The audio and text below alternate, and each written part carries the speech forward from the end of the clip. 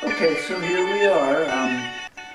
This is it, man. I've been working on this for 2 years too long. My idea of a folk opera, my idea of what the bowerbird does. The bowerbird just makes the prettiest nest that he can possibly think of just to attract a female bowerbird. So that's what my website is about. It's also like a swap meet stall. Like this website, I've rented this website to put all my shit in. So I've got the new electricity, lots of good ideas there, Square Mile Farms, the Rafting Academy, TV society. We got to talk about how I would put, if I got my invention, my auto invention made and became a billionaire, I'd have to own some kind of a TV station.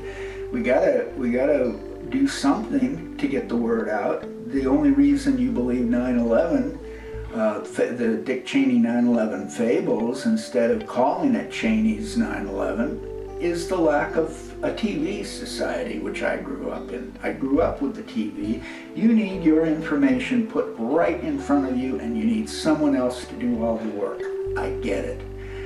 But that doesn't mean that 9/11 wasn't the end of our democracy. It was. So all the Please listen to man in the world. He's a least listened to, or most insufferable. Never thought about, but he's a bluffable. He's not the first. He's just got knocked first. Least listen to man in the world. At least listen to man in the world.